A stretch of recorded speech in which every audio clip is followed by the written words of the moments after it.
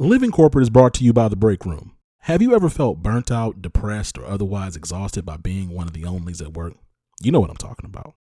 Hosted by Black psychologists, psychiatrists, and PhDs, The Break Room is a live weekly web show in the Living Corporate network that discusses mental health, wellness, and healing for Black folks at work. Name another weekly show explicitly focused on mental health, wellness, and healing for Black folks at work. I'll wait. This is why you got to check out The Break Room, airing every Thursday at 7 p.m. Central Standard Time on livingcorporate.tv.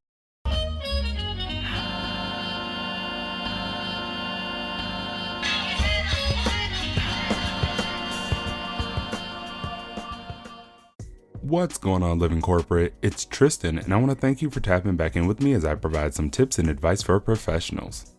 In this episode, I want to talk about the legend Naomi Osaka's decision to withdraw from the French Open. For those who aren't aware of what happened, let me give you a quick rundown. Naomi Osaka is the number 2 ranked women's tennis player in the world and was going to be a major contender at the French Open.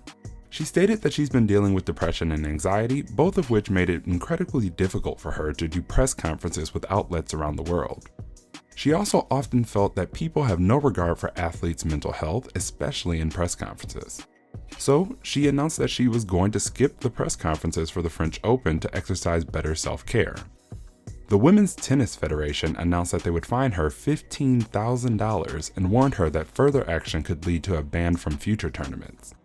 So, while facing a crazy amount of pressure, instead of buckling to it, Osaka decided to completely remove herself from the French Open, refusing to work under the set conditions.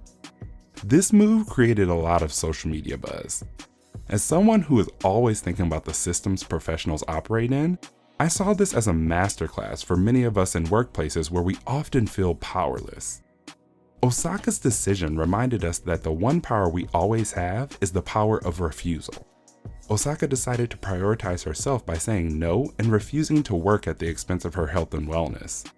Often, it's tough to choose yourself over corporate interests, as the demands of our work often tell us that we don't have any choice.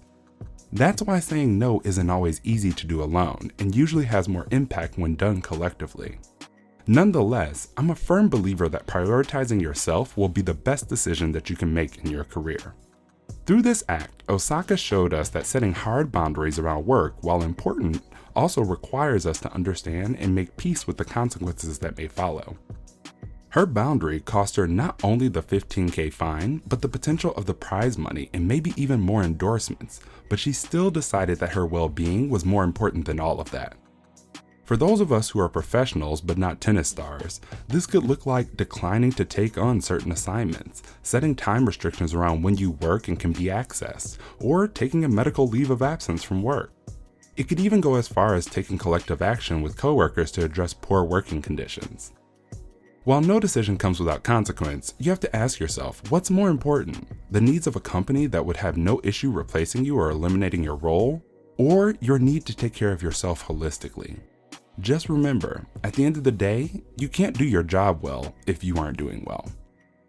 This tip was brought to you by Tristan of Layfield Resume Consulting. Check us out on Instagram, Twitter, and Facebook at Layfield Resume, or connect with me, Tristan Layfield, on LinkedIn.